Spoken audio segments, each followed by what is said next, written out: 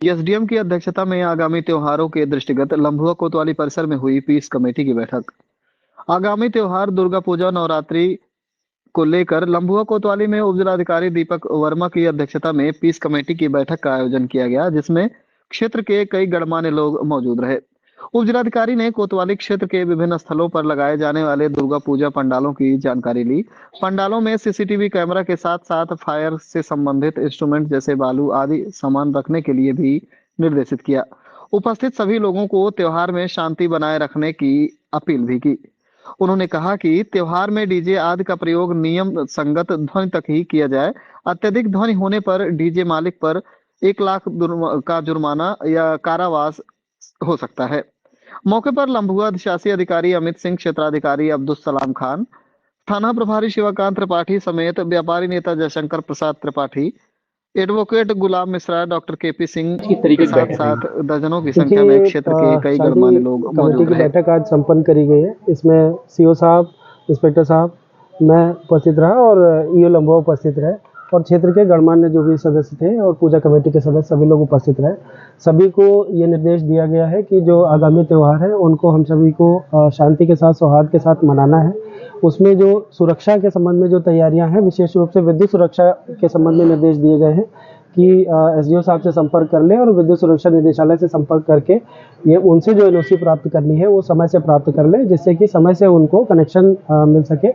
इसके अतिरिक्त कहीं भी अवैध अतिक्रमण करके या सरकारी रोड जो है उसके ऊपर अतिक्रमण करके किसी भी प्रकार का पंडाल नहीं लगाया जाना है। समय से जुलूस जो है वो शुरू हो जाए और समय से हम विसर्जन शांतिपूर्वक करवा सकें, उसके लिए हमने निर्देश दिया। सर, आपने अभी सीसीटीवी का बात रखा, पंडाल पे लगाया जाए, जी, इसको लेकर ग्रामीणों में कह रहे हैं कि कॉस्टली पड़ रहा है, इसके लिए क्या आपका संदेश है? देखिए, सीसीटीवी लगाया जाना बहुत आवश्यक है, क्योंकि यदि उस पंडाल में किसी भी प्रकार की कोई दुर्घटना हो जाती है या किसी महिला के साथ कोई छेड़छाड़ या इस टाइप की कोई घटना हो जाती है तो उससे जो भी अपराधी होता है उसको पकड़ने में बहुत आसानी होती है। अन्यथा फिर पंडाल जिन्होंने लगाया होता है, जो संचालक होते हैं, उनकी जिम्मेदारी भी तय होती है। सीसीटीवी कैमरा आज की तारीख में कोई बहुत ज़्यादा कॉस्टली नहीं है, इजीली अरेंज किया जा सकता है, अदरवाइज किराए पे भी लिया जा सकता है, जो 8-10 दिन के लिए बहुत आराम से बहुत रीजनेबल कॉस्ट में मिल जाएगा। फायर ब्रिगेड को लेकर यहाँ पे जैसे कोई व्यवस्था भी नहीं है और देखा जाए तो अभी भी इसमें कार्यरत में चल रहा है, निर्माणाधीन में है, यहाँ पे कोई व्यवस्था नहीं है। सर, इसके लिए क्या है? कल जिलाधिकारी महोदय और सीएफओ साहब को ये मैंने अवगत करा दिया है। हमें एक फायर टेंडर अलग से मिलेगा जो कि केवल लंबुआ के लिए होगा। इसके लिए इसके अतिरिक्त जो है सभी पंडाल के जो संचालक हैं उनको भी ये निर्देश दिया गया है कि एक एक फायर एक्सटिंग्विशर अपने यहाँ पे रखें, साथ में कुछ बाल्टियाँ पानी और बालू भी भर के रखें, जिससे कुछ भी इस टाइप की दुर्घटना होती है तो तत्काल उसका समाधान करें। Thank you. सुरक्षा के मतलब में क्या तैयारी चल रही है? दुर्गा पूजा के संदर्भ में जो आज पीस कमेटी की मीटिंग की गई है उसमें सिक्योरिटी पॉइंट ऑफ व्यू से सबसे पहले सबसे इम्पोर्टेंट जो एस्पेक्ट हमने देखा है कि अगर हम सारे पंडाल को सीसीटीवी का कवरेज दे दें तो वहाँ पे कोई भी दुर्घटना जो भी होती है हम उस पर अच्छे तरीके से नज़र रख पाएंगे। फायर सेफ्टी के लिए इंस्ट्रक्शंस दिए गए हैं कि कोई भी पंडाल किसी भी केबल से 1.5 मीटर मिनिमम डिस्टेंस बना के कोई भी पंडाल लगाए जाएं। और उसके अलावा फायर एक्सटिंग्विशर्स वगैरह के लिए भी इंस्ट्रक्शंस दिए गए हैं। कल डीएम साहब के यहाँ मीटिंग थी तो वहाँ पे हम लोगों ने फायर टेंडर गाड़ियों के लिए भी अपने तहसील की डिमांड की रखी है और हम लोगों को आश्वासन दिया गया कि यहाँ पे फायर टेंडर गाड़ियाँ उपलब्ध रहेंगी।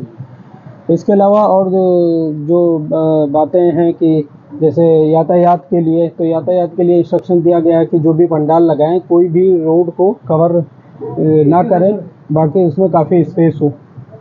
सर, जैसे देखा जाए यहाँ पे आपने ध्वनि प्रदूषण के लेके संभ्रांत लोगों द्वारा इस पे लगातार गाना अभी चर्चा हुई है, इस पे इसको लेके कैसे आप देखते हैं? ध्वनि प्रदूषण एक महत्वपूर्ण चैलेंज है। हम लोग एक चीज़ देख रहे हैं कि कोई भी किसी भी धर्म का कोई भी फंक्शन होता है तो वहाँ पे डीजे का उपयोग किया जाता है और सुप्रीम कोर्ट की गाइडलाइंस के हिसाब से 80 और 90 डेसिबल ही पैरामीटर रखा गया है, लेकिन उन चीज़ों का उल्लंघन किया जाता है। इस चीज़ को देखते हुए कल डीएम साहब की मीटिंग हुई थी, उसमें भी इस चीज़ को हाईलाइट किया गया कि कोई भी डीजे हो उसमें बस 2 बैंड ही रखे जाएं, उससे ज़्यादा वाइब्रेटर और जो इंस्ट्रूमेंट ज़्यादा नॉइज़ करते हैं उन्हें हटा दिया जाए।